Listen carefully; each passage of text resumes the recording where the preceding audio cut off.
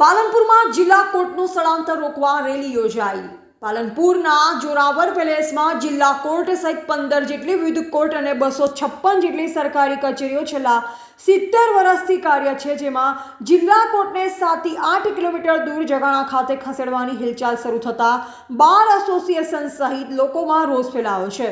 કોર્ટનું સ્થળાંતર કરવામાં આવે તો લોકોને આર્થિક બોજ સહન કરવાની સાથે સમયનો વ્યય થશે અને પાલનપુરમાં ધંધા રોજગાર પર અસર પડે તેમ હોય કોર્ટનું સ્થળાંતર રોકવાની માંગ કરાઈ રહી છે। જે વચ્ચે શહેરના જાગૃત નાગરિકો દ્વારા કોર્ટનું સ્થળાંતર રોકવામાં ગઠામણ દરવાજાથી કલેક્ટર કચેરી સુધી રેલી યોજી કોર્ટને જગાણા નહીં ખસેડવા કલેક્ટરને આવેદનપત્ર પાઠવવામાં આવ્યું હતું, જેમાં તેમની માંગણી સંતોષવામાં નહીં આવે તો ગાંધી ચિંધ્યા આમણાંત ઉપવાસ પર ઉતરવાની ચીમકી અપાઈ હતી। પાલનપુર અને બનાસકાંઠા જિલ્લાના પ્રજાના આજે નેતૃત્વ હેઠળ બનાસકાંઠા જિલ્લાની જે આપણી જિલ્લા કોર્ટ છે પાલનપુર ખાતે, તે અત્યારે પાલનપુરથી જગાણા લઈ જવાની તજવીજ ચાલી રહી છે।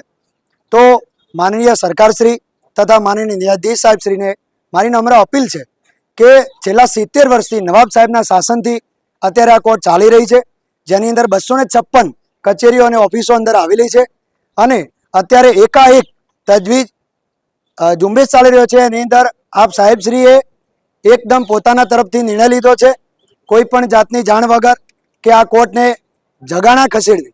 હવે જનતાના પ્રતિનિધિ તરીકે જગાણા જ કેમ?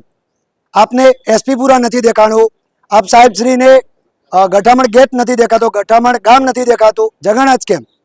હવે પાલનપુરની અંદર એ રીતનું છે કે પાલનપુર બસ પોર્ટથી કોઈ પણ માણસ દૂરથી ગામડામાંથી આવે તો ચાલતો બસ પોર્ટથી આવી શકે છે અને પાલનપુરની અંદર 10 રૂપિયાની અંદર આ ખૂણેથી આ ખૂણે કોઈ પણ માણસ આવી શકે છે, પરંતુ જગાણા પાલનપુરથી 7 થી 8 કિલોમીટર દૂર વિરાન વિસ્તારની અંદર, જ્યાં જળનો કોઈ ઉપદ્રવ નથી, ત્યાં આગળ જમવાની કોઈ વ્યવસ્થા નથી, એવા વિરાન વિસ્તારની અંદર પબ્લિકને, ગરીબ પબ્લિકને ત્યાં આગળ જઈ અને 150 થી 300 રૂપિયાનું ભાથું, એટલે કે 150 થી 300 રૂપિયાનું એમને અલગથી એમને ભારણ પડવાનું છે।